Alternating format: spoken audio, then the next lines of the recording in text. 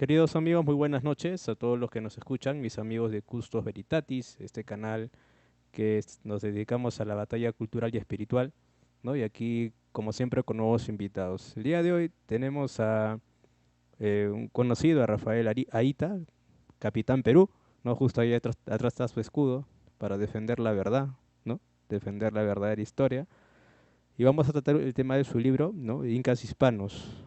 ¿No? Él nos va a mencionar más o menos de qué se trata y aquí vamos a conversar. Porque he decidido llamarlo a él y a varios también historiadores durante este último mes, porque pienso que se ha hecho como, se ha tejido una leyenda negra alrededor de lo que es la conquista del Perú, pero no solamente de la conquista del Perú, sino también sobre otros temas, ¿no? Hace 2 días tuvimos a Julio Loreo de Iscue, ya hablamos acerca de la teología de la liberación y las reformas agrarias, ¿no? Que hubo aquí en el Perú.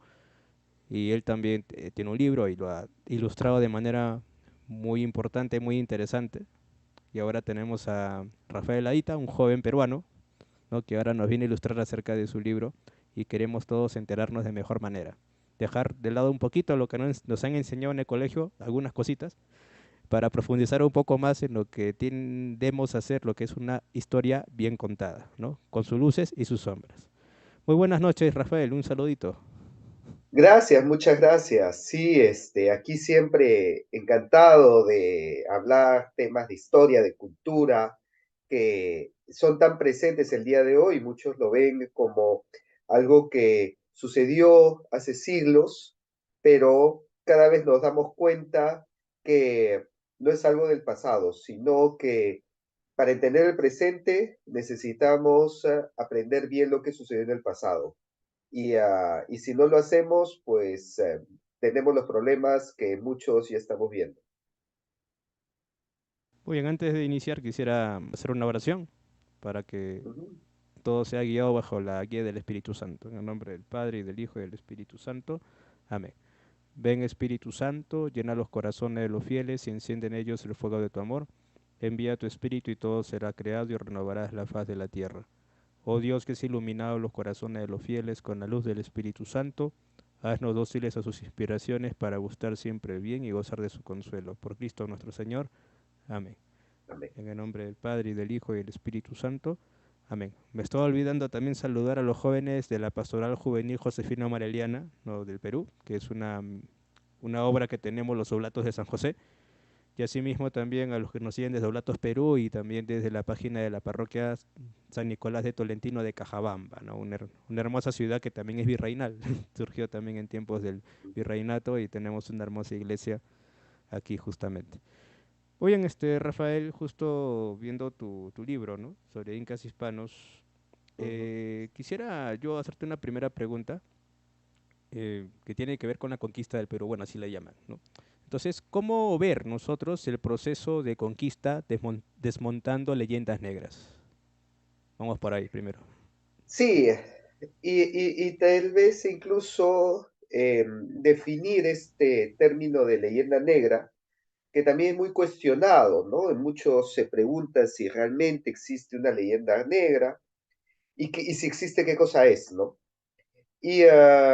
Históricamente se sabe de que holandeses, ingleses, durante los periodos de la guerra contra España coincidiendo con la aparición de la imprenta, hacen uso de la propaganda para realzar o multiplicar, inflar cifras, números y hechos con respecto a los males que había ocasionado España en América durante la conquista. Esto se sabe con nombres y apellidos. Tenemos a Teodoro de Bray, quien ilustra las crónicas de Bartolomé de las Casas, cuando Teodoro de Bray nunca estuvo en América y se pone a dibujar simplemente lo peor que podía salir de su mente para dejar mal a España. Durante la guerra con Flandes, ¿no? Esta época en que Países Bajos se quería independizar de España y utilizaron la propaganda para mostrar qué tan malos eran los españoles. Entonces, se puede trazar históricamente que sí existió una leyenda negra y que el día de hoy nos ha llegado como aquella versión de la historia en donde solamente se resaltan los hechos negativos durante la conquista y se ignoran totalmente aquellos aportes que enriquecieron la cultura, como por ejemplo el idioma, la religión, las artes, las alianzas, y simplemente se pone pues como una invasión donde existió un genocidio, un saqueo, un robo y una destrucción, como si se hubiera tratado pues de una invasión vikinga, ¿no? En donde llegaban, saqueaban y se iban. Y es algo totalmente contrario a lo que vemos incluso hasta el día de hoy. La construcción de iglesias, de hospitales, de universidades, es un hecho tangible y que podemos ver y que echa por los suelos esa versión. Pero sin embargo, cuando se habla de eso, al mismo tiempo se toma políticamente y se dice, ah, tú estás a favor de los extranjeros, tú estás a favor de los invasores y en contra de nosotros, de los peruanos. También asumiendo que los peruanos no somos hijos y tenemos una herencia hispana, ignorando totalmente el mestizaje, como si nosotros fuéramos descendientes de incas solamente. Y también sabemos que eso no es así y basta un examen de ADN para demostrar toda la variedad genética que tenemos los peruanos y los porcentajes de influencia de distintos lados. Sin embargo, especialmente a partir de la década de los 70 y de la reforma educativa que existió durante la dictadura militar, se introdujo en la currícula escolar ese enfoque de enseñanza, un enfoque muy marcado por la lucha de clases, de opresor de oprimido, en donde el natural indígena era el oprimido por el extranjero invasor y eso continuaba hasta el día de hoy, ¿no? Entonces, y eso, de hecho, pues han pasado 50 años de Velasco, han pasado gobiernos de todo tipo, han pasado gobiernos democráticos, dictatoriales, de izquierda, de derecha, de Belaúnde, Alan, Fujimori, Paniagua, Toledo y todos los demás que conocemos, pero ninguno se le ha interesado cambiar eso. Y se sigue enseñando hasta el día de hoy una versión histórica basada en la lucha de clases, en la confrontación, y en donde el peruano ha sido el oprimido, frente, especialmente el natural, frente a un extranjero invasor que vino a robar, a saquear y solamente a destruir y a imponer, ignorando todas las demás aristas y matices que resalto en mi libro y que seguramente ya dará más tiempo explicando. Sí, yo a veces en broma digo, ¿no? Bueno, fueron tan invasores que hubo otras etnias que se les unieron, justamente para combatir a los incas. Bueno, por algo Vamos a profundizar en ese punto, ¿no? Porque es cierto, claro, se le unieron otras etnias que fueron, bueno, huancas, huaylas, cañaris, entre chachapoyas, cajamarcas mismos, entre muchas más, ¿no? Pero aún así, podríamos decir, ok, ya, pero los dueños en ese momento eran los incas, y para los incas fueron invasores. Sin embargo, incluso ese concepto de invasión no es válido, porque recordemos que en esa época los incas estaban en guerra entre Huáscar y Atahualpa, y por lo tanto, cuando los españoles ejecutan a Atahualpa, en Cusco eso se celebra. En Cusco ven como justicia divina en contra del enemigo, y de hecho en Cusco lo veían a Atahualpa como un invasor. Y eso sale del libro de José Antonio del Busto, la biografía de Pizarro, nos dice que Pizarro, cuando entra a Cusco, es recibido con holgura. O sea, Pizarro es recibido en Cusco. No hay, si te das cuenta de nuestra historia, no hay ninguna guerra para tomar Cusco. La guerra la hace después Manco Inca. Manco Inca sí hace un asedio a Cusco. Pero Pizarro no hace guerra, no hace ninguna invasión a Cusco, porque Pizarro entra a Cusco recibido con fiesta. Y el libro del Busto dice que en ese momento se hace la Fundación Española de Cusco y su liberación de los ejércitos de Quito, porque veían a Rumiñahui y a Chalcuchimac como invasores en tierras de Cusco. Ellos eran los invasores. Ahora yo pregunto, si Pizarro entra a Cusco con el permiso del Inca, porque en ese momento su aliado era Manco Inca, y él recibió con fiesta, ¿podemos llamar eso invasión? O sea, si tú abres la puerta de tu casa y recibes al invitado con fiesta, ¿es un invasor? Obvio que Entonces, no. pues, ni hablar. No, no cabe el término invasión acá. Sí, eso es lo que muchas veces nos han dicho, ¿no? Es una invasión. Muy pocos nos han dicho que también otras etnias se les unieron. Tampoco muchos ignoran, ¿no? Esto de la entrada de Pizarro al Cusco y que lo recibieron, por así decirlo, con palmas, ¿no? Y lo recibieron bien. Entonces eso también me lleva a preguntarte otra cosa, bueno, que creo que es ya la parte más profunda de tu libro, ¿no? En tu tesis misma, es acerca de la idea, ¿no? Que tuvieron los españoles, o bueno, yo entre paréntesis he puesto una pregunta castellanos extremeños, ¿no? Para ser más preciso, ¿no? Porque aún falta ahí unificar más España, el reino en sí mismo, pero había extremeños y había castellanos. ¿Qué idea tuvieron? ¿Qué idea de fondo tuvieron estos españoles que vinieron, ¿no? Para reconocer incluso los títulos nobiliarios que tenían los incas, ¿no? Porque es lo que se sabe. Sí, claro, aunque ahí sí debo acotar que el reconocimiento vino de parte de la corona de Castilla. Y claro, obviamente, cuando la corona emite cédulas reales y edictos, como la cédula, lo que se llama la cédula de honores, reconociendo los títulos nobiliarios de los incas y de los descendientes incas, ya los extremeños, los trujillanos que vinieron, bueno, principalmente vinieron extremeños, ¿no?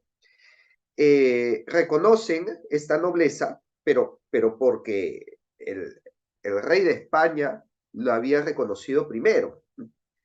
Y para estos extremeños fue una ascenso, fue visto como un ascenso social, algo que el día de hoy nos parecería inverosímil, pero que vemos que en la historia muchos de los conquistadores se terminan casando con una princesa inca.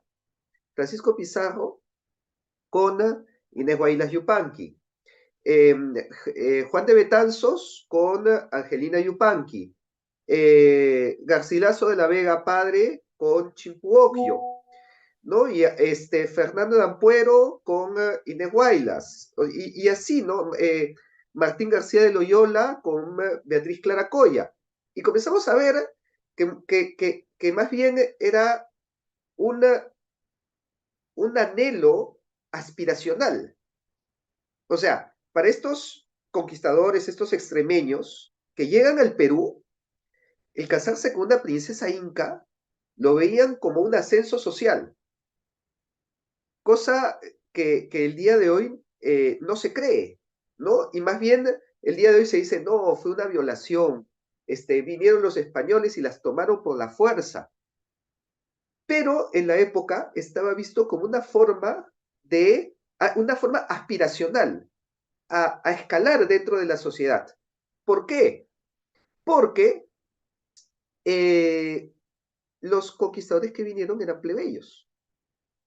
Y la única forma de ascender socialmente en una sociedad monárquica era convirtiéndose en nobles a través de un matrimonio. Como la corona española reconoce títulos nobiliarios a la nobleza inca, entonces el casarse con una princesa inca automáticamente los convertía a ellos en nobles y ascendían socialmente. Entonces, para un español eso era algo deseable, era algo aspiracional, era algo que lo elevaba en la pirámide, en la pirámide social. Ahora, ¿de dónde nace eso? Eso nace de una, pues, de las, por así decirlo, madre de la América moderna, eh, y la principal responsable de que, de que se haya respetado los derechos, muchos derechos de los naturales, que se les haya otorgado leyes que los protejan y que la conquista española no haya sido como otras conquistas como la francesa, la inglesa o la belga. Y me estoy refiriendo a Isabel la Católica. Isabel la Católica se encargó de que los naturales de América fueran para ella tan de la misma categoría como sus súbditos de España. Y eso lo pone en su testamento. Dice, cásense españoles con indias e indios con españolas. Y cuando Cristóbal Colón llega a las islas del Caribe y regresa con esclavos, ella misma busca a los esclavos que había vendido, los libera y a Colón lo castiga. Y le dice, no, yo no quiero esto. Yo no quiero que los traigan como esclavos. Yo quiero que ellos sean tan súbditos como cualquier español. Entonces, por eso, cuando pasan los años, llegan al Perú, y en el Perú se encuentra con una civilización, con un imperio, pues entonces en España, siguiendo este deseo de Isabel la Católica, se les otorga títulos nobiliarios, escudos, privilegios, mercedes, que estaban a la par de los grandes de España, que era llamado la alta nobleza española. Y esto, a ver, lo coloco en el libro, ¿no? Lo podemos encontrar en lo que fue la Real Cédula de la Real Cédula, a ver, ahorita la encuentro, de 1545, ¿no? La Real Cédula de 1545 les otorga a los descendientes de Tupac Yupanqui un grado nobiliario equivalente a los grandes de España, ¿no? Dice, se reconoció una nobleza de tan alto rango que pasó muy por delante en honores y derechos al otorgar a los grandes de España. Esta cédula de Carlos I, conocido Carlos V de, España, de Alemania, dice, reconocía a don Gonzalo Uchihualpa y a don Felipe Tupac Inca Yupanqui, nietos del Zapa Inca Tupac Inca Yupanqui, una nobleza de muy alto rango y reconocer su sangre real y la importancia de su linaje. Esto es lo que decía la Real Cédula del 9 de mayo de 1545, conocida como la Cédula de Honores. Y en base a ella es que la nobleza inca pasa a tener los mismos derechos, privilegios, reconocimientos y mercedes que la nobleza europea. Y es por eso que podían unir sus casas, casarse entre casas nobles, cosa que sucedió en el Perú, pero que no nos cuentan.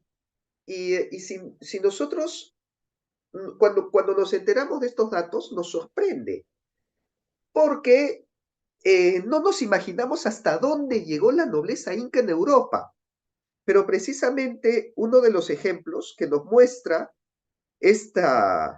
digamos, este reconocimiento es el famoso cuadro que tenemos en el Museo Pedro de Osma, ¿no? Y que yo lo coloco en mi libro, ¿no? Lo podemos ver acá.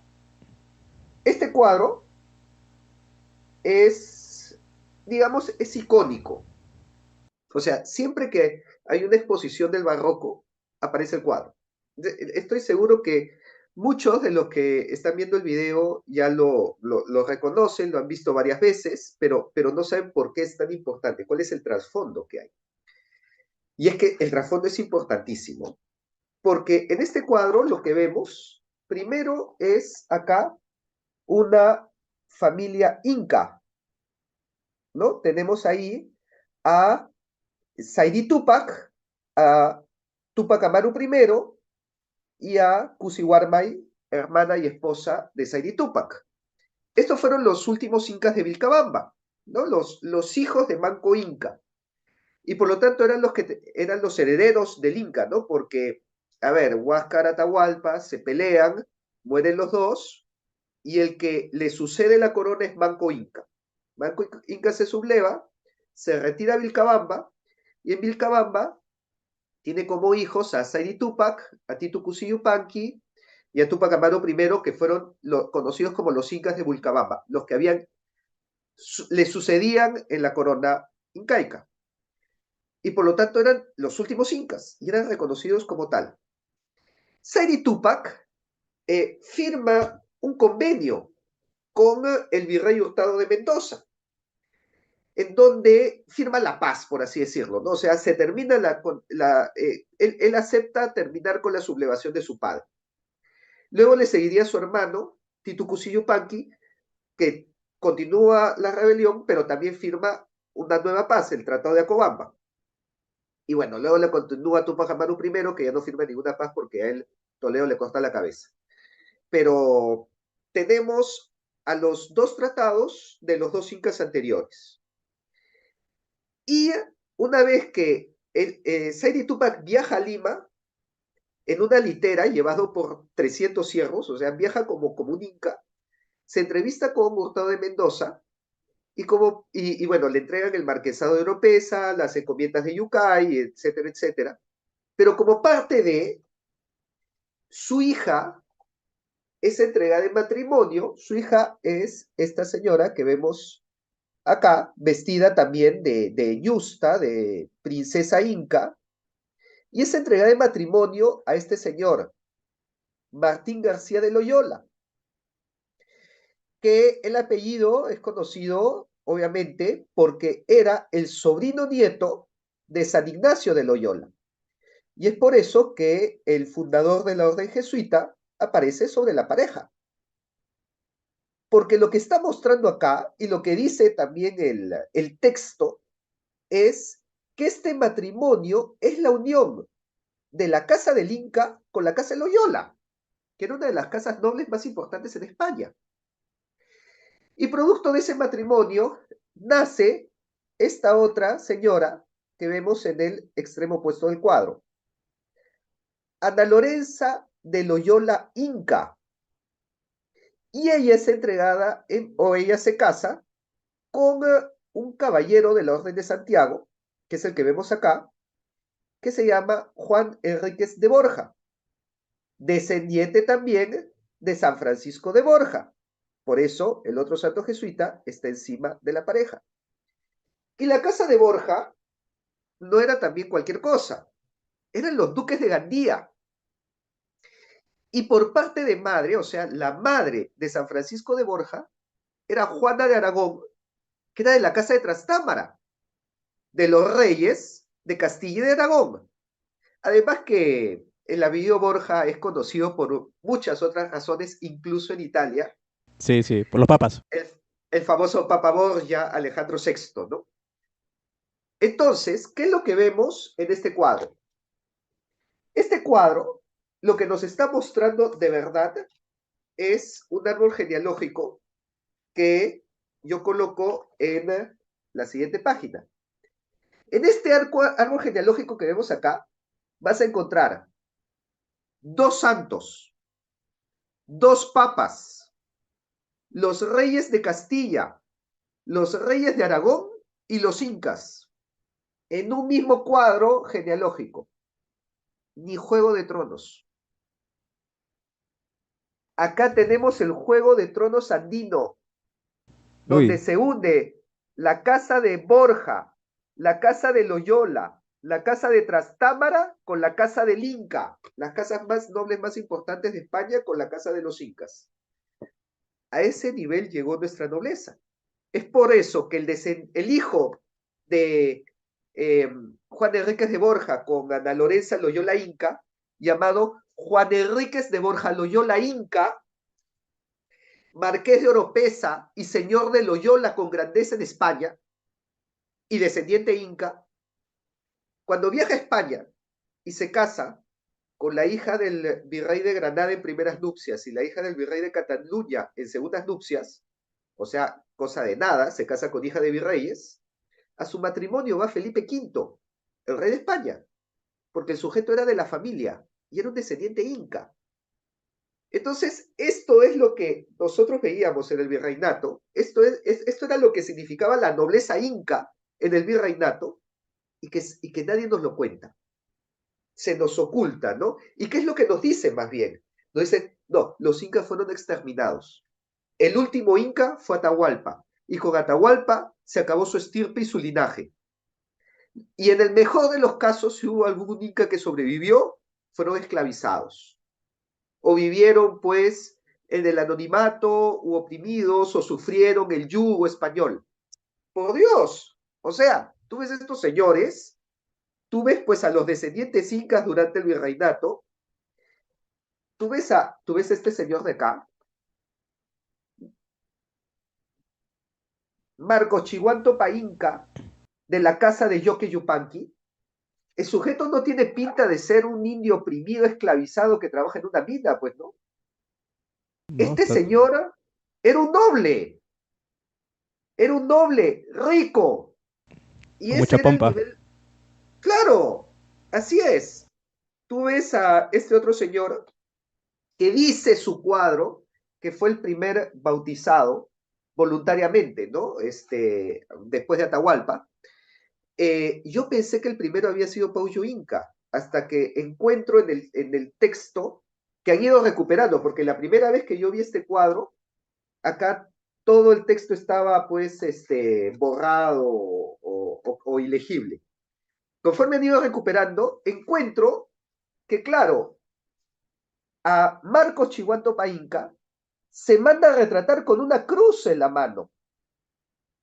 Y el texto dice, él se retrata con una cruz para que lo reconozcan como que ha sido el primer inca bautizado en el Cusco. Oye, este sujeto católico que tiene el escudo de armas que le ha entregado la corona española y al mismo tiempo la mascapaiche sobre la cabeza, rompe él solo con ese cuadro, rompe toda la leyenda negra. Y es porque, claro, tú te pones a buscar que en el Cusco las primeras parroquias no las fundaron sacerdotes. Es más, ni siquiera las fundaron españoles. Las primeras parroquias de Cusco las fundaron incas. La ermita de San Cristóbal, que se convierte en la primera parroquia de Cusco, la parroquia de San Cristóbal, la fundó Pauyo Inca, hijo de Huayna Cápac. Y su hijo Carlos Inca funda la parroquia de la Virgen de Guadalupe. Entonces, ¿qué vienen a decirnos? Pues que acá se impuso la religión a sangre, a fuego, ¿no? Y que los incas eran perseguidos por idólatras. Ellos eran los que impulsaron la evangelización, ellos eran los que pagaron las iglesias, ellos fueron los primeros en convertirse, en pedir el bautizo. Entonces, y después se retrataban y se retrataban con su cruz en la mano, ¿no? Y tú tienes ahora a una Yanacona que no desciende pues de ningún estirpe ni ningún linaje, que te dice, yo voy a reivindicar la religión de mis antepasados incas, y se pone a hacer un culto a la Pachamama, cuando los incas no adoraban a la Pachamama tampoco. Entonces, existe una confusión que nos ha metido producto de todas estas ideologías que nos ponen nuestra historia de cabeza, que si nosotros realmente viéramos toda esta evidencia, yo le diría, bueno, ¿tú quieres reivindicar la religión de tus antepasados incas? Entonces toma una cruz también, ¿no? Exactamente igual que este señor, igual que Alonso Chihuantopa Inca, está pues muy fácil, también toma tu cruz y te vas a la parroquia que fundó Pauyo Inca y te pones a rezar como hacía él, porque Pauyo Inca, se dice también, esto sí no se sabe a ciencia cierta, pero es el que se manda a retratar en el cuadro que vemos en la iglesia de San Cristóbal. Entonces, de repente sea la imagen más fidedigna que tengamos de un Inca en la época, ¿no? Aquí está. se dice que este de acá es Pauyuinca Inca con su mujer. Entonces ya, pues, ya, reivindica la religión de tus antepasados, ándate a la parroquia de San Cristóbal y ponte a los pies de la cruz a rezar. Y felices todos. Me surge una pregunta ahorita en la cabeza. Bueno, son dos, pero vamos por una. A ver, si bien los reyes, ¿no? Los reyes de España, de Castilla y Aragón, de Ujú. manera más pacífica, reconocieron la nobleza de los incas, ¿también reconocieron los títulos nobiliarios a otras etnias? Pregunto. Sí, claro. Especialmente de las aliadas, ¿no? Los curacas. Los curacas tuvieron un papel importantísimo en durante el proceso de asentamiento del virreinato, porque eran el nexo entre lo que se llamaba la República de Españoles y la República de Indios. O sea, entre el mundo andino y el mundo occidental, el nexo era el curaca. Y es por eso que el curaca, por supuesto, que recibió toda una serie de eh, privilegios, de honores, y entre ellos destaca el de el curaca de los Huancas. Porque recordemos que entre todos los aliados que tuvo España, el de los Huancas fue el principal, ¿no? Específicamente Jerónimo Huacrapáucar.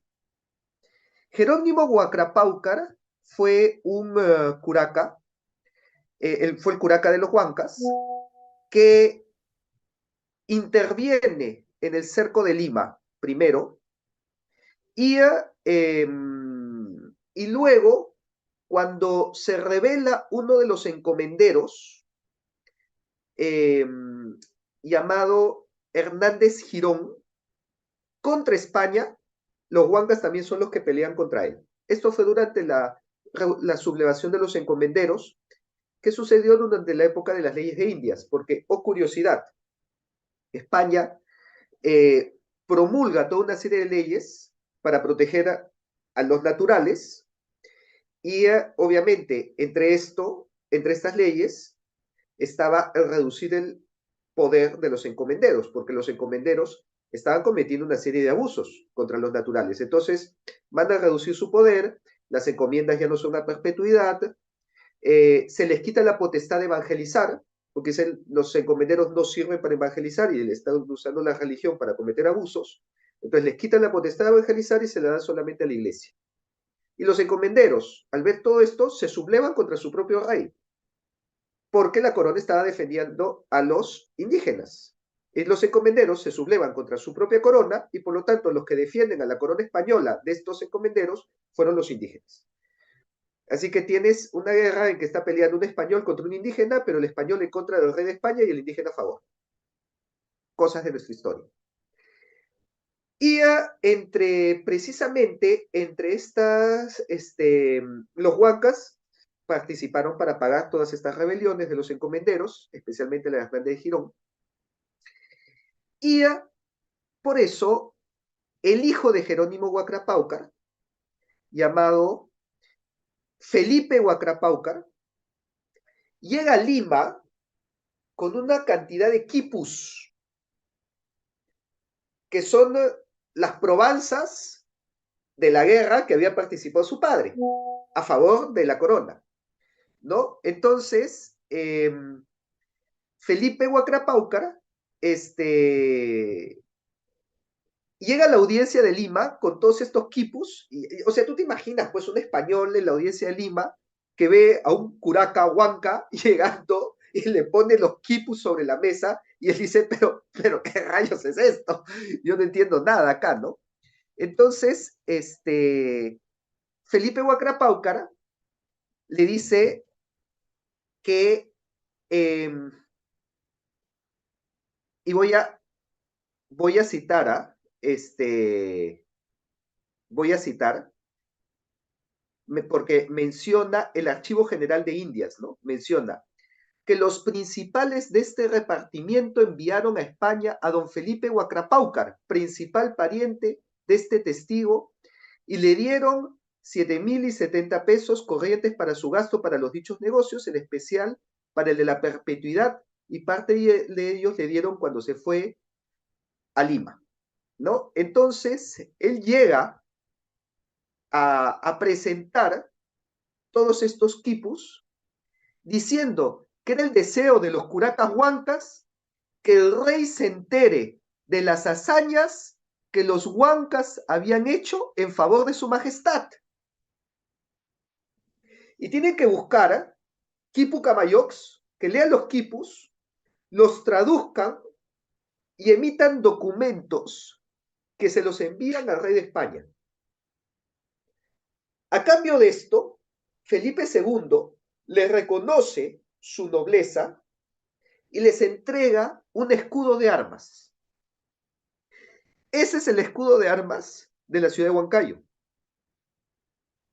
La ciudad de Huancayo tiene como escudo de armas el escudo que Felipe II le entregó a Felipe Huacrapáucar, acreditándolo como noble por haber peleado a favor de la corona, ¿no? Entonces, sí les dieron títulos también, y muchos de ellos son parte del escudo de las ciudades de hoy. El escudo de Huánuco. En el escudo de Huánuco aparece un león que está sujetando a un conquistador español con una cadena del cuello. Y tú dices, oye, ¿en qué momento sucedió esto? Y es el conquistador español, es un encomendero, es precisamente Hernández de Girón, que fue derrotado por los leones de Huánuco. Y por eso es que Huánuco también tiene ese escudo de armas el día de hoy. En el caso también sucedió un caso, pues, que llama mucho la atención, que es el de Francisco Pizarro Huamán. Francisco Pizarro Huamán era un curaca chachapoyas. Y cuando Francisco Pizarro llega a Cajamarca, el curaca chachapoyas lo apoya, porque recordemos que en esa época los chachapoyas también estaban en guerra con los incas. Incluso se dice, y es según lo que he buscado altamente probable, que la muerte de Huayna Cápac haya sucedido por un envenenamiento de Chuquimis, que era un curaca chachapoyas. Pero bueno, la cuestión es que este Huamán se alía con Pizarro y viaja todo el trayecto desde Chachapoyas hasta Cusco en una litera acompañando a Pizarro. Y en ese trayecto se bautiza y le pide a Francisco Pizarro que sea su padrino. Y por eso tomó el nombre de Francisco Pizarro Huamán. Entonces, el apellido Pizarro se convierte en un apellido noble Chachapoyas, entre otros, porque también pasa con dos hermanos, Fernando y Alonso Pizarro Lucana Pachaca. Ellos eran los curacas de Cajamarquilla. Y también cuando hubo una rebelión, Fernando Pizarro Lucana muere en batalla, según dice el expediente, en defensa de la fe católica y de la corona de Castilla. Y por lo tanto, a título póstumo, se le da el título de gran capitán. Su hermano Alonso le dan el escudo de armas, le dan privilegios de hidalgo, y su linaje fue declarado perpetuamente libre de impuestos, cosa que se cumplió hasta 1824, donde el Estado republicano dice, después de la independencia, en una república acá no hay nobles y acá todos me pagan impuestos. y se abolieron todos estos títulos nobiliarios de la nobleza inca, de la nobleza huanca, de la nobleza chachapoyas, y quedaron en el anonimato hasta el día de hoy. Pero acá hay algunos ejemplos nomás muy puntuales donde sí se reconoció la nobleza, la alcurnia de otras etnias que fuera de los incas, ¿no? Más allá de lo que ya habíamos hablado de los incas. Claro, y no sé si también habrán reconocido títulos nobiliarios algunos curacas de allá de la Amazonía, no lo sé, porque como llegaron también a Lamas. Sí, pero no,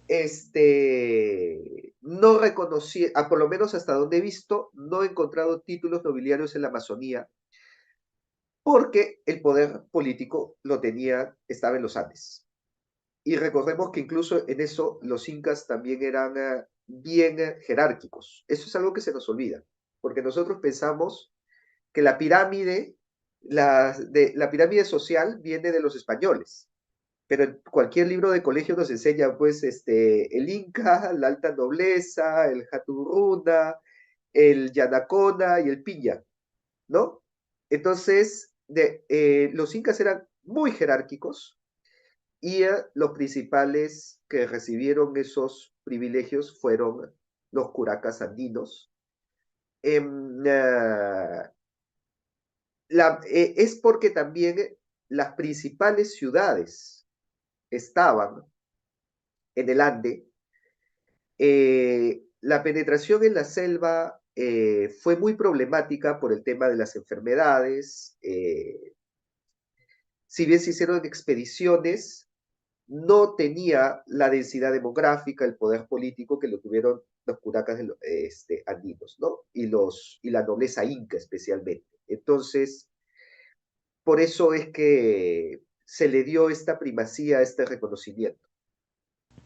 Oye, antes de continuar voy a leer un comentario acá Armando Jesús Samaniego Palomino, que también es integrante de los jóvenes tomistas del Perú, de que también forma parte, dice, es importante la nobleza indígena porque quiebra el relato de la obsesiva sociedad de castas. Bueno, esto es lo que el comentario que él pone. Y aquí Piero Arce dice, cuando termine solo pido un saludo del gran profe Aita. Bueno, Piero Arce así dice, pide Ah, el para saludo. Piero, sí, claro, claro que lo conozco, a Piero, un gran gusto, un saludo, claro que sí. Muy bien. Bueno, acá está también el comentario que te dije de Armando Jesús, ¿no? Que destruye, esto quiebra, lo que estás diciendo, pues este relato de la Bueno, obsesiva sociedad a casta, sí. ver, si hablamos de es claro, lo que se dice el día de hoy es que en el virreinato se armó una sociedad de castas en base al racismo, ¿no? Y por lo tanto, en la cima de la pirámide estaban los españoles, de ahí venían los criollos, de ahí venían los mestizos, de ahí venían los indígenas y de ahí venía la población afroperuana. Y sí, obviamente todo esto se derrumba porque la sociedad virreinal no era racista, era clasista. En otras palabras, un noble cusqueño descendiente de incas tenía más derechos y más privilegios que un criollo plebeyo en Lima. Eso es una diferencia de clase. O sea, el noble está por encima del plebeyo independientemente de su raza y de su color de piel. Por supuesto, existía clasismo. Como en toda sociedad monárquica, existía una élite de nobles. Pero no era racista, porque en la cima de esa élite estaba el marqués de Oropesa que era y el alferazgo real de los incas, conformado por el Consejo de los 24 electores, que representaban las 24 panacas cusqueñas. Y es por eso que ese relato de la sociedad de castas en base a la raza también se derrumba totalmente si nosotros vemos una serie de cuadros, y he encontrado por lo menos tres, pero he visto que por ahí hay más, pero hablo de los que he visto presencialmente, que se titulan Genealogía de los reyes del Perú con los reyes de España como sus legítimos sucesores. ¿Y qué es lo que encuentras? Encuentras, voy a tomar este ejemplo, que es el cuadro que está en el Museo Larco. Si van al Museo Larco, van a ver este cuadro, en donde está los incas, la Capascuna, los 14 incas llegando hasta Huáscar y Atahualpa. Y después de Atahualpa están los reyes de España. Está Carlos V, Felipe II, Felipe III, Felipe IV, y todos los reyes de España. Y un cuadro muy similar está también en la Catedral de Lima, que cuando he ido a hacer el tour a la catedral, los guías se pasan enfrente del cuadro y ni lo mencionan, como si con ellos no fuera la cosa. Y le digo, oye, ¿puedes explicarme ese cuadro? Y se quedan mirándolo. Ah, bueno, sí, ¿no? Son los incas y los reyes de España. No, un momentito. ¿No se te hace curioso que los reyes de España estén después de los incas? Y se pone a pensar, ¿no? Oye, sí, ¿no? ¿Y sabes por qué es? Porque los reyes de España reconocieron a los incas como reyes del Perú. Eso te derrumba totalmente cuando nos dicen los españoles vinieron a destruir todo y a implementar su cultura, ¿no? Vinieron a imponer su cultura a la fuerza, destruyendo todo lo que había antes. Un momentito. Si eso hubiera sido la intención, Carlos V se hubiera titulado primer emperador del Perú y lo hubiera podido hacer sin ningún problema. Yo soy el primer emperador del Perú porque lo anterior eran unos salvajes que ya no existen. Olvídense de ellos. Ahora empieza lo bueno, conmigo. Y lo hubiera hecho así. Pero la realidad nos dice que no. La realidad nos dice que Carlos V tomó el título de decimoquinto emperador del Perú, reconociendo a los 14 incas antes de él. Entonces, acá no hay intención de destruir. Acá hay intención de mostrar una continuidad. Que después del inca venía el español. Obviamente, eso era funcional, o sea, claro, era más eficiente que venir a destruir, porque necesitaban a los curacas. Entonces le decían a los curacas, así como tú serviste al Inca, me sirves ahora a mí. Y el curaca siguió haciendo su misma función. Ojo, muchos de los abusos que se denuncian del virreinato, que la mita, que los castigos, lo hacían los curacas.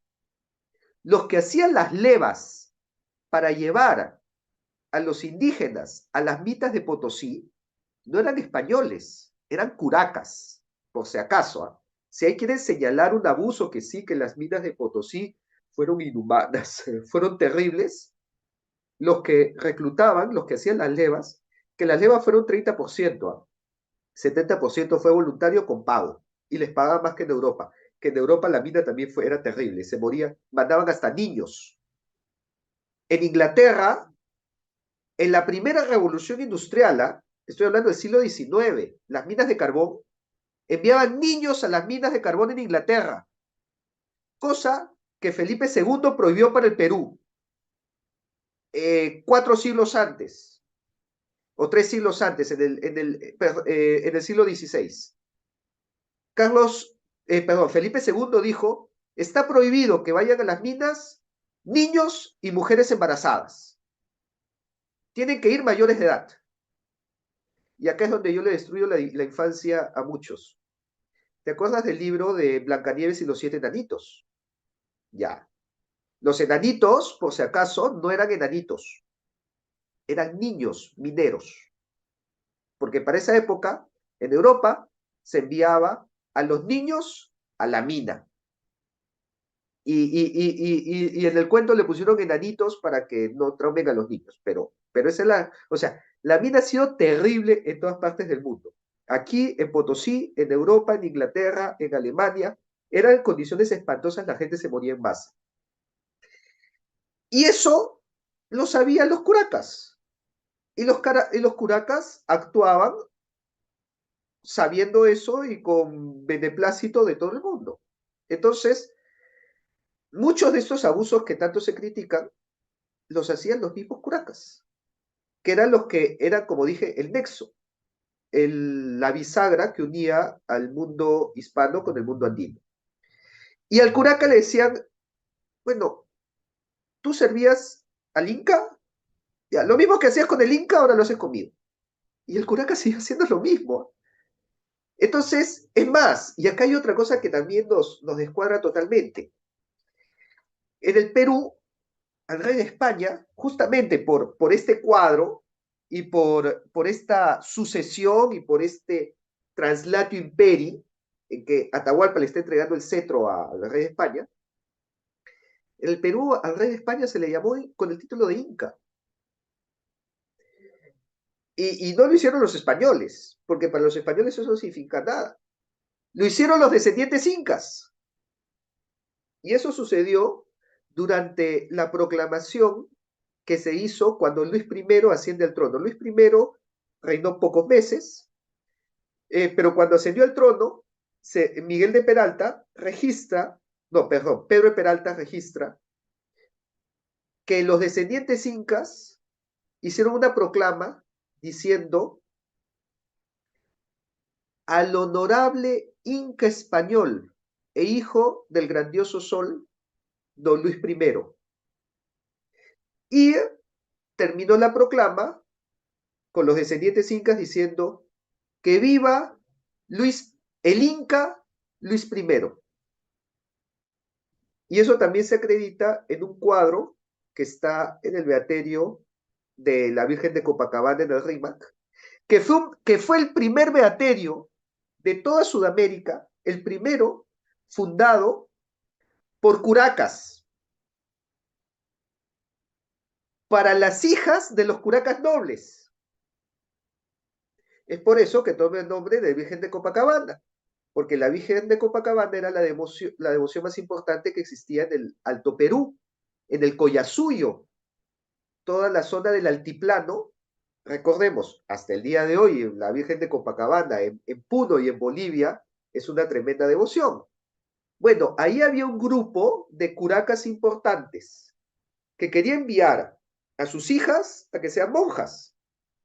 Entonces, en Lima fundaron un beaterio colocando, porque plata les sobraba, eso lo vemos en el ejemplo de Catalina Huanca, ¿no? Catalina Huanca era curaca de los Huancas y se dice que cuando viajaba a Lima iba lanzando plata en el camino. O sea, era millonariaza. Botaba, literalmente botaba la plata. Pasaba, y criollos españoles e indígenas estaban detrás de ella, pues, ¿no? Agarrando lo que podían. Es tan legendaria la riqueza de Catalina Huanca que Sánchez Cerro se puso a buscarle los cerros. Busquen esa historia. Sánchez Cerro estuvo buscando el tesoro de Catalina Huanca por los cerros de Lima, porque plata le sobraba. Entonces, estos curacas nobles fundan el beaterio de Copacabana para enviar a sus hijas, que también eran nobles, obviamente, eran la hija del curaca. Y por lo tanto, acá todas las indias nobles que estaban ahí. Y se formó un centro muy religioso, muy devoto, pero también muy enraizado a la cultura andina. Y es por eso que ahí aparece un cuadro sobre una petición que se le hace a Carlos II.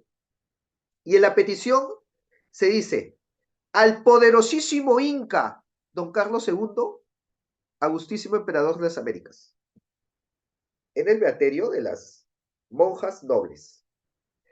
Ahora, ¿qué le pedían a Carlos II? Esa es otra. Le pedían que la Santa Inquisición pueda aceptar ministros indígenas.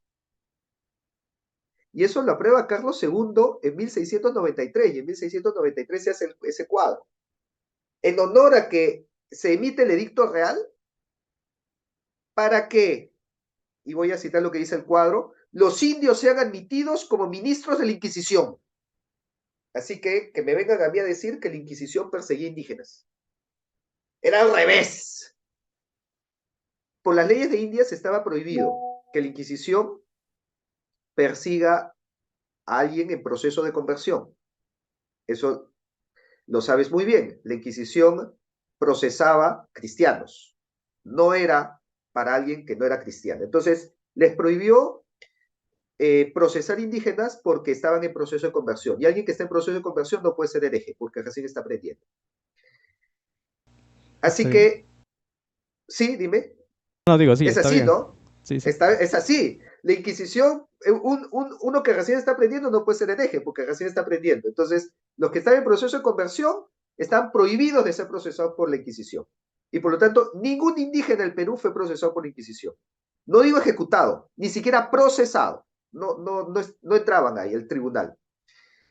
Pero a partir de 1693, sí podían ser admitidos como ministros. Y ellos te procesaban a ti por hereje. O sea, si cometías una herejía, venía el indio, te tocaba la puerta.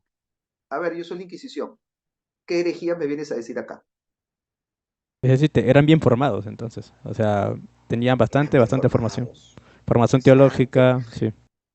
Pero es que estos descendientes incas que estoy hablando, o sea, por ejemplo, Carlos Inca, Belchor Carlos Inca, sabían hablar quechua, español y latín.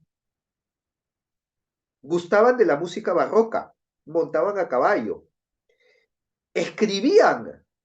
Y por eso tenemos que el padre de la literatura hispanoamericana es un descendiente inca, el Inca Garcilaso de la Vega.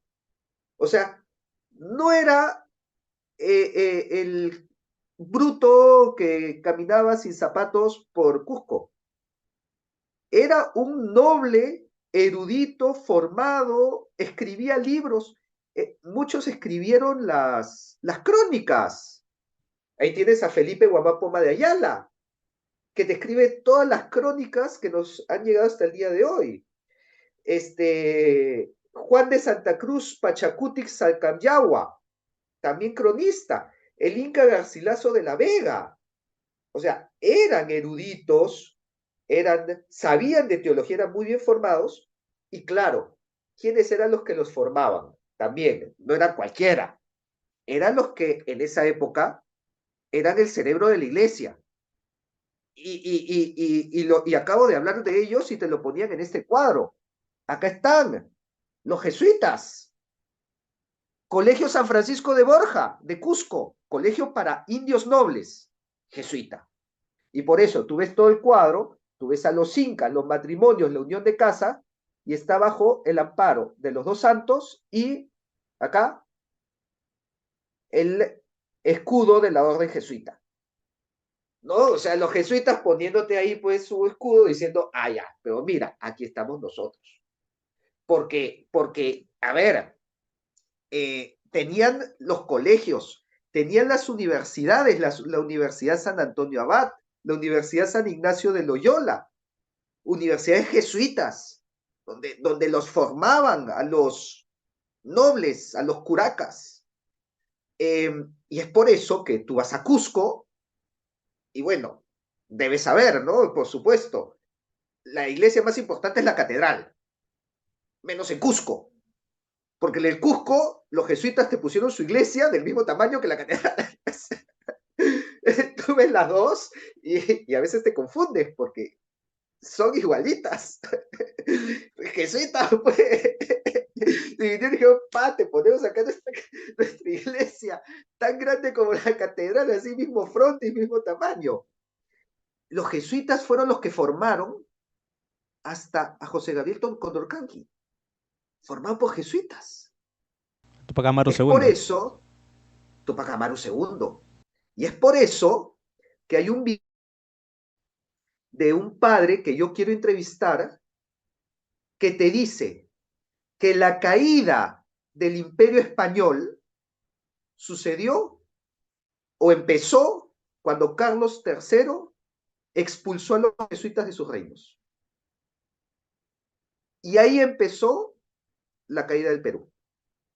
O sea, tú ves todos estos procesos, las sublevaciones y luego lo que fue el proceso de independencia, el origen fue cuando expulsaron a los jesuitas.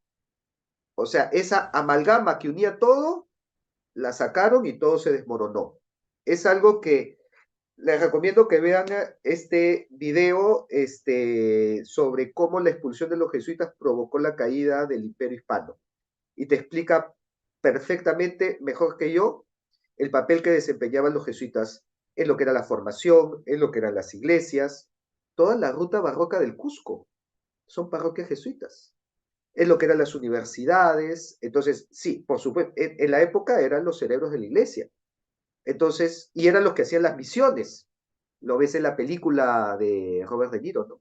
La Sí, misión. la misión, sí, exactamente.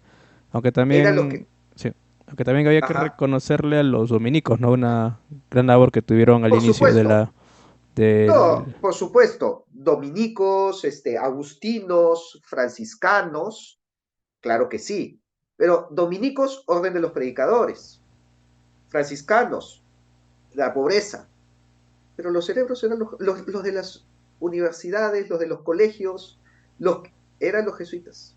claro, No, no, no por desmerecer a las otras, ¿ah? Sino porque cada uno dentro de su carisma. Y ahí, exactamente. y ahí eran los jesuitas los que los formaron, ¿ah? Por eso, si me preguntas, ¿estaban bien formados? Por eso estoy hablando de los jesuitas, porque ellos se encargaron de eso. Obviamente, a ver, bueno, tenemos a los dominicos que nos sacaron a Santa Rosa y a San Martín de Porres, ¿no? O sea, definitivamente no se puede desmerecer, ¿no? Pero lo que fue universidades y colegios, pero y formación, no tanto de criollos. Ahí sí lo hicieron bien los dominicos. Los dominicos, pues, formaban a los criollos. Pero irse al último rincón y poner ahí un colegio, eso lo hacían los jesuitas. Exactamente, eso sí. Y una de las cosas que también es bueno recalcar es que vamos un poquito más atrás, cuando llegaron recién los Ujú. españoles a estas tierras. eh, Algunos dirán, ¿por qué se diferencia mucho entre la conquista que hizo Inglaterra y con lo que hicieron los españoles? Porque ya en España, ya en esos tiempos, cuando estaba la reina Isabel, que es sierva de Dios, está en proceso de colonización en la iglesia, ya tenían toda una idea teológica bien marcada, en la que la salvación era para todos y que todos podían ser tratados con una misma Ujú. carta de ciudadanía. O sea, el español, o sea, la persona, al menos los intelectuales españoles tenían eso ya en su mente.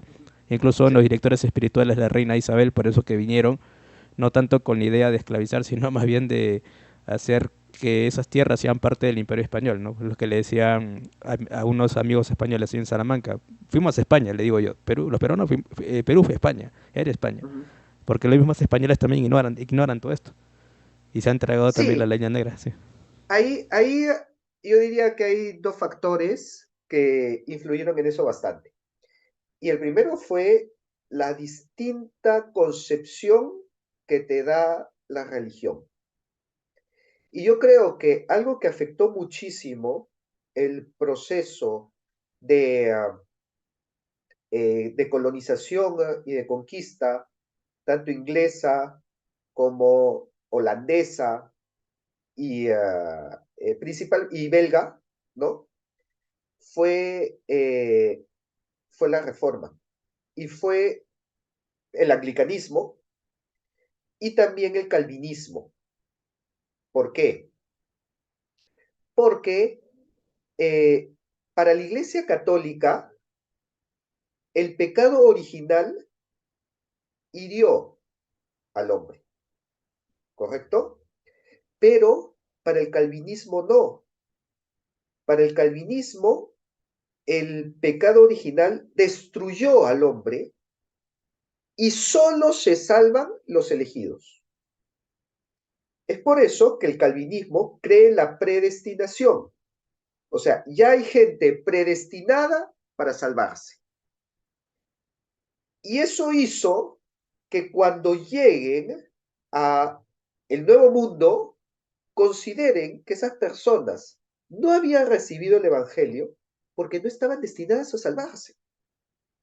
Entonces podían arrasar con ellos sin ninguna culpa, porque eran personas que estaban condenadas por predestinación, habían sido predestinados a la condenación.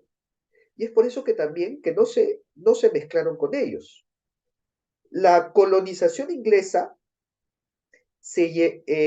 hacían el viaje en familias. Entonces los ingleses viajaban con su esposa y solamente hacían matrimonio entre ellos. Y por eso no hubo mestizaje a ningún lugar donde llegaron, ni en Estados Unidos, ni en Canadá, ni en Nueva Zelanda, ni en Australia. En ningún lugar hubo mestizaje, igual los holandeses con Sudáfrica. Igual después los ingleses con India. No se casaban entre ellos, porque tú no te vas a casar con alguien que ya está condenado. Y es por eso que también aplicaron la política de terra nullius, ¿no? Esta tierra está vacía. O sea, yo llego a Australia y Australia está vacío. Oye, no, pero acá hay poblaciones, son como animales. O sea, esa población, al igual que un canguro o que un ñu, para mí es lo mismo. Y los arrasaron por esta concepción que les daba la Reforma Protestante, que los elevaba por encima de los que no habían recibido el Evangelio, cosa que no considera un católico. Un católico considera, cuando llegan España, llega América, considera que el natural, si se bautizaba, se convertía y podía salvarse.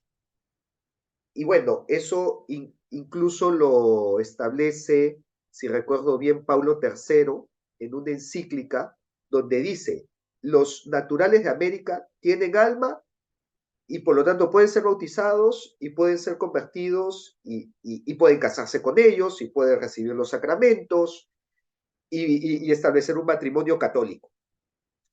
Esa distinta concepción hace que tomen distintas decisiones. Eso tenemos por el lado religioso. Pero también tenemos el lado político. El lado político es que tanto España como el Sacro Imperio Romano Germánico eran lo que se llama una monarquía compuesta. En España de repente lo vemos más fácil, porque existía el matrimonio de los reinos de Castilla y Aragón, Isabel y Fernando se casan, pero existe una autonomía en los reinos, el rey de Castilla y el rey de Aragón, pero una unidad en la figura del rey. Y también el reino de Granada, el reino de Navarra. En el Sacro Imperio, el emperador era votado por los príncipes electores. Y el príncipe elector también actuaba con una monarquía compuesta. Los señores feudales, los príncipes electores, eran como los reyes que estaban unidos en una figura espiritual que es el emperador. Ese fue el modelo político que llega a América. Y por lo tanto, el reino del Perú y el reino de Nueva España podían estar al mismo nivel de los demás reinos del imperio porque ya venían con esa concepción política. Lamentablemente, todos nosotros nos hemos quedado con la figura de una monarquía como si todas fueran la monarquía francesa de Luis XIV, el rey Sol, monarquía absolutista. Cuando yo les digo, oye, ¿el Perú funcionaría mejor como monarquía que como república? Me dicen, no, porque volveríamos a la esclavitud. Porque se imaginan una monarquía, la de Luis XIV, el Estado soy yo, l'état est moi, el rey Sol. Él es el que manda, su palabra es ley. Esa es la monarquía francesa que era así. Pero la monarquía, tanto, tanto española como el Sacro Imperio, no era así. Era un imperio de reinos. Era una suma donde todos los reinos tenían una autonomía. Y es por eso que en España los consejos estaban al mismo nivel y tenías el Consejo de Castilla al mismo nivel que el Consejo de Indias. Y tú te vas al Salón de Reinos en Madrid y vas a encontrar el, el escudo del reino de Navarra, el escudo del reino de Aragón, el escudo del reino de Granada, el escudo del reino de Nápoles, que Nápoles también era parte de esa época, el escudo del reino de Sicilia, el escudo del reino del Perú y el escudo del reino de Nueva España.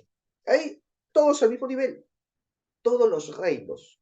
Tú te vas al Palacio Real de Madrid y encuentras la estatua de los reyes, desde los reyes godos, los reyes de España, y al costado, a Atahualpa y a Montezuma, como parte de la monarquía, ¿no? Entonces, es una concepción política también distinta y que ayudó que el Perú sea visto como un reino. A nosotros nos llamaba los reinos del Perú. Y es por eso que anteriormente había mencionado que Tupac Amaru I fue decapitado por el virrey Toledo.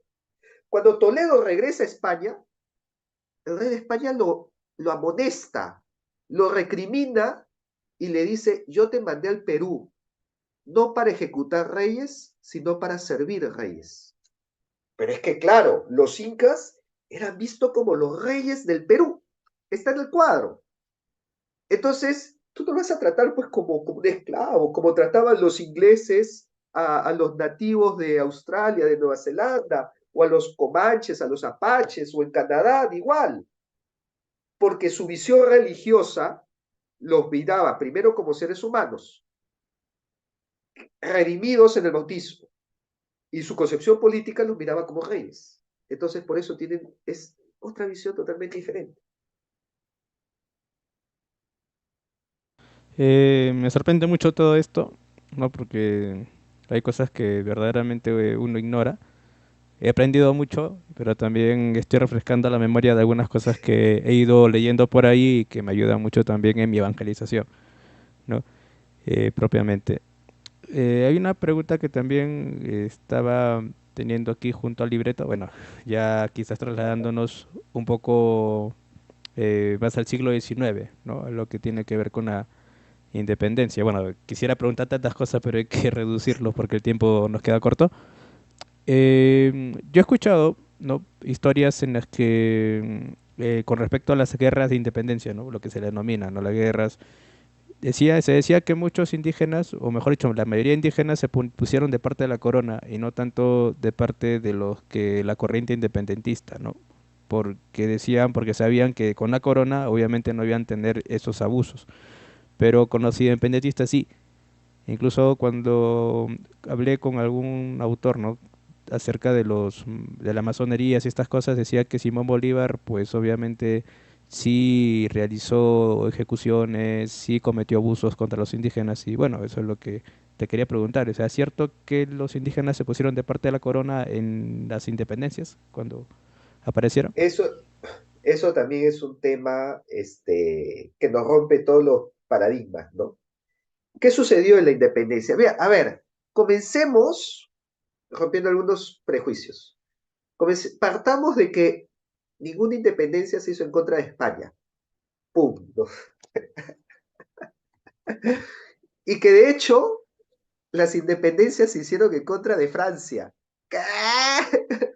¿Qué pasó acá? Por Dios, me cambiaron la historia. Sí, más o menos.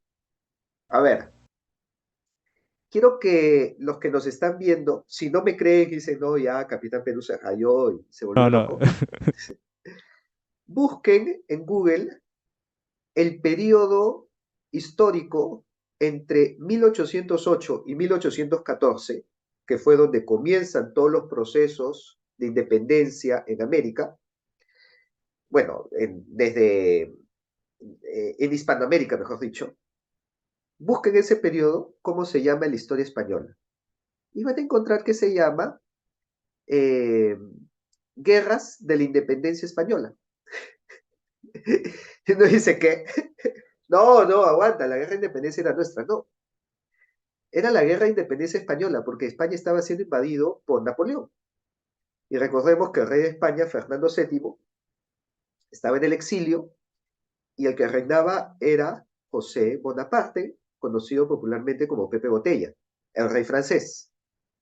Entonces, los españoles hicieron un gobierno en paralelo, como diciendo, no reconocemos al rey francés y nosotros hacemos nuestro gobierno desde las Cortes de Cádiz, las famosas Cortes de Cádiz. Las primeras juntas de gobierno en Sudamérica, que fue la Junta de Quito en 1809 y la Junta de Buenos Aires en 1810, se hicieron a semejanza de las Cortes de Cádiz en contra del rey francés, porque dijeron, si los españoles están haciendo su propio gobierno en las Cortes de Cádiz, nosotros también hacemos nuestro propio gobierno y armamos nuestra junta. Y es por eso que el cura Hidalgo, padre de la patria mexicana, su discurso, el famoso grito de Dolores, su discurso que inicia el proceso de independencia mexicano, termina diciendo, viva el rey Fernando VII. porque era, si nos gobierna el rey francés y los españoles no le están haciendo caso, ¿por qué acá nosotros vamos a obedecer al rey francés? Tiene lógico, perdón, tiene lógica, ¿no? Suena lógico. Entonces, así es como comienzan los procesos de independencia. Comienzan en contra del rey francés, en contra de Pepe Botella. Posteriormente, llega eso a un proceso de autonomía y a fundar las repúblicas. Pero eso fue encabezado por los criollos. El proceso de los procesos de independencia, nosotros veamos quiénes eran los líderes, los líderes, quienes estaban a la cabeza. Eran criollos. Tanto en Argentina, bueno, San Martín, en Chile, Bernardo Higgins, en la Gran Colombia, Simón Bolívar, Francisco Miranda, José Antonio de Sucre, y en el Perú, Ribagüero, Bernardo de Torre Tagle, eran criollos. Y es por eso que en el Perú los que apoyaron los procesos de independencia fueron principalmente criollos. Y el pueblo andino era realista, porque había sido realista desde la época del Inca. Ellos, o sea, para el hombre andino era inconcebible otro gobierno fuera de uno monárquico, porque eso lo llevaban ya miles de años en el ADN. Entonces una república no les era concebible. Y San Martín, sabiendo eso, propone una monarquía para el Perú. Es algo que también se nos olvida, que San Martín no concibió al Perú como una república, nunca. En su gobierno fue un protectorado, no lo puso república. Y después dijo, bueno, acá hay que hacer una monarquía, porque, y hasta el día de hoy, tú te das cuenta que el mundo andino es más conservador y el criollo es más liberal. Y todas estas tendencias, ideologías, woke, de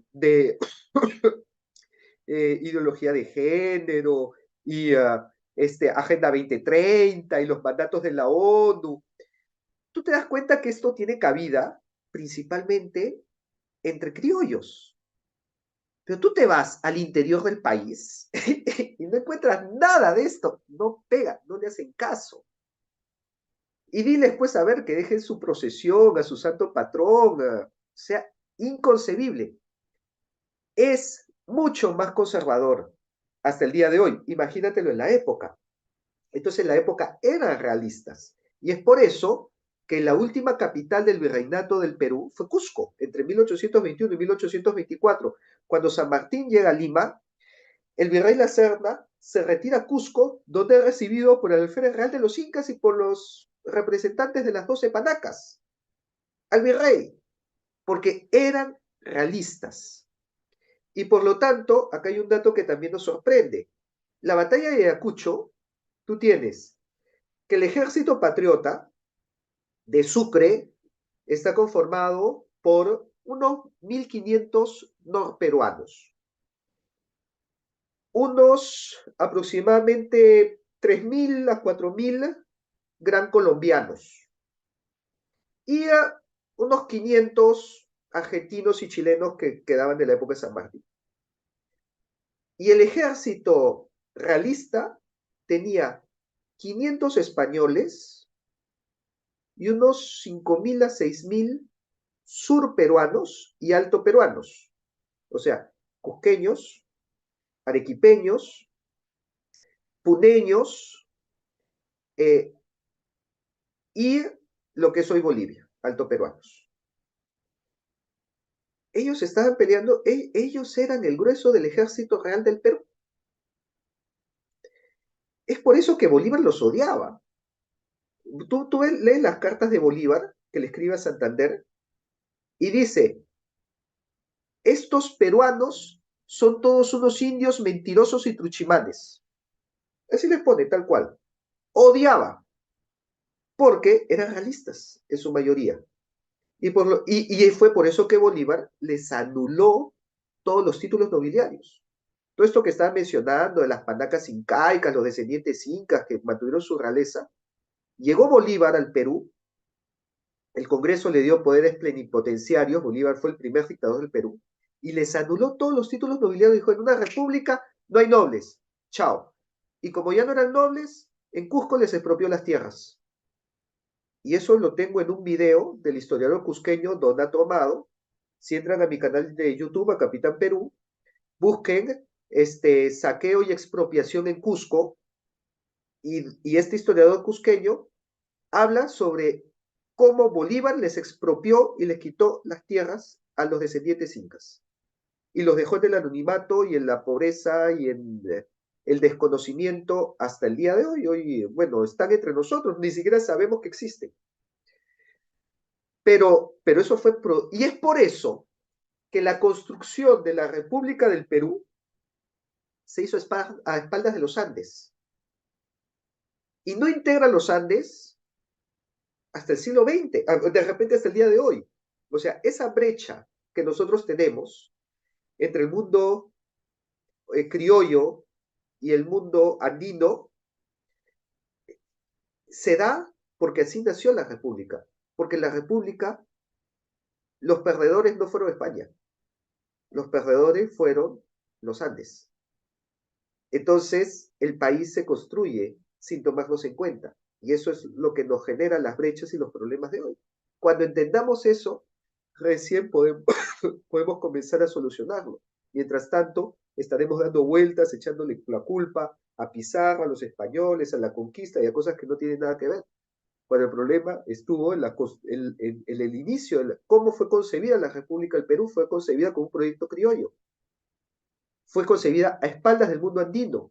Y obviamente con la influencia francesa de de la ilustración, donde los criollos vivieron un proceso de afrancesamiento, lo ves en la arquitectura de Lima, comenzaron a considerar que lo ilustrado, lo erudito, lo urbano, era superior a lo rural, a lo campesino, a lo conservador, y es ahí donde comienza el racismo, el desprecio, todos los problemas que tenemos hasta el día de hoy. Exactamente. Sí, bueno, ya que hablabas de Bolívar, te comento, no modo de anécdota que aquí en donde estoy yo en Cajabamba le dicen la Gloriabamba de Bolívar porque se dice que Bolívar pasó por acá y que bailó marinera. Pero son la casa que bueno, la Claro, sabiduría que la gente tiene aquí. Pero sí, o sea, de esto que estamos hablando, pues estamos desmontando algunas leyendas negras y más que todo el sistema educativo que tenemos ahora, ¿no? Con respecto a la historia del Perú.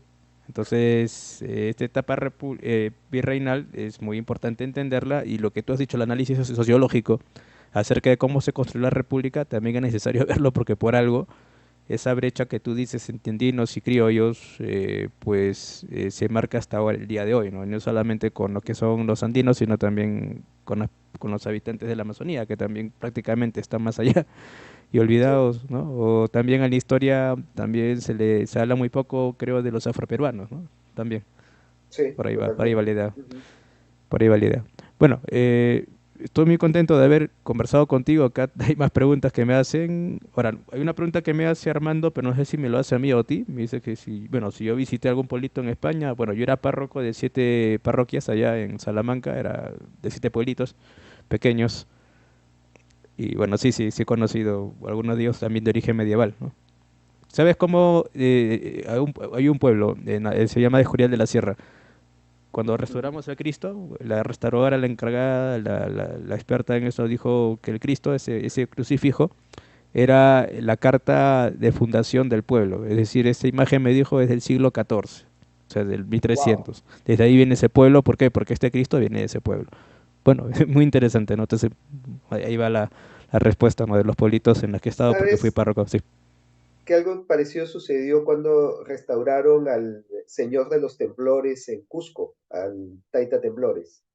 Y encontraron que a la hora de restaurarlo, encontraron que en la herida del costado había una abertura donde se podían colocar peticiones.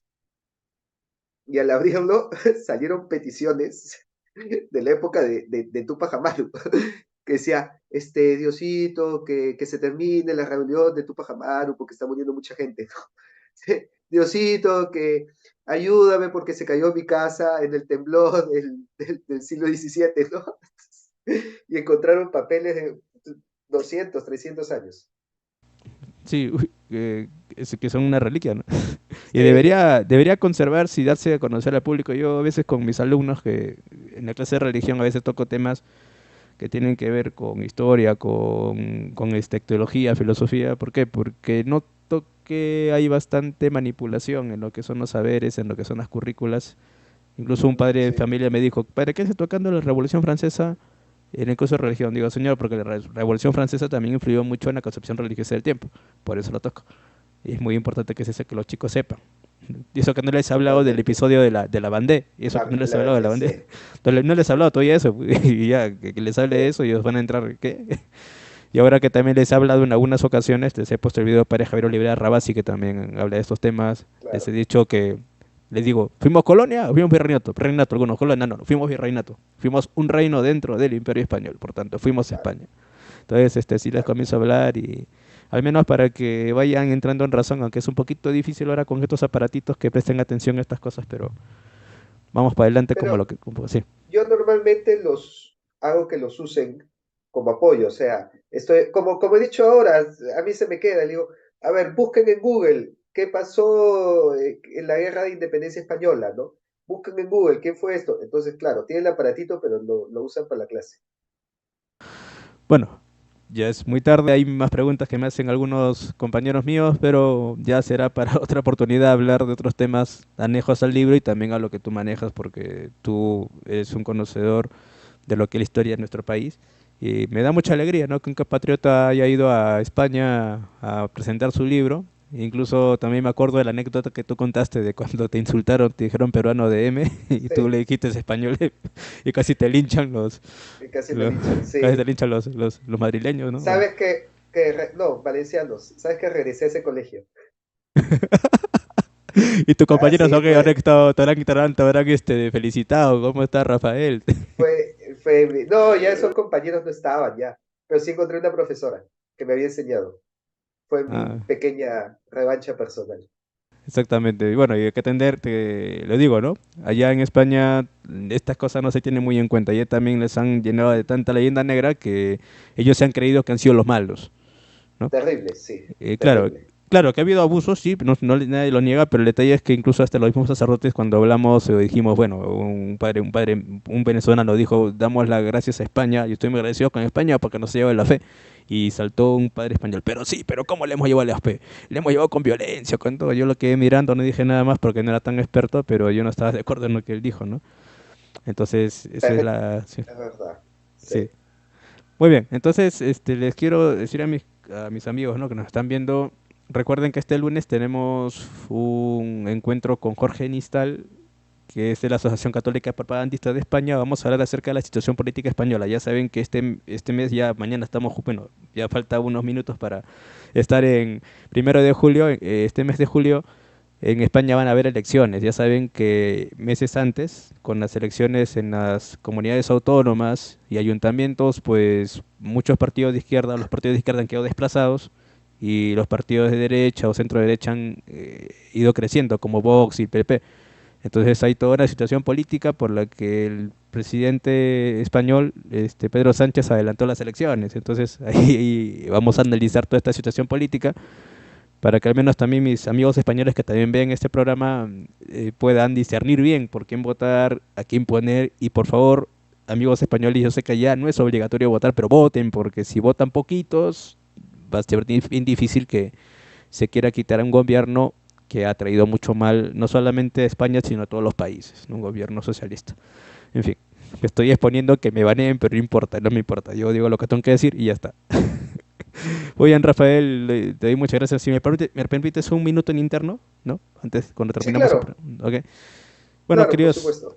queridos hermanos, Dios los bendiga y nos acogemos bajo el paternal manto de nuestro buen Padre San José, ¿no? Y de la Virgen María. Voy a dar la bendición del Señor para que vayan a dormir en paz los que estamos en Hispanoamérica. No descansar en paz, sino dormir en paz. No me vayan a entender mal. Bueno, el Señor esté con ustedes y con tu espíritu. Y la bendición de Dios Todopoderoso, Padre, Hijo y Espíritu Santo, descienda sobre ustedes y permanezca para siempre. Amén. Muy bien, muchas gracias y Dios los bendiga a todos.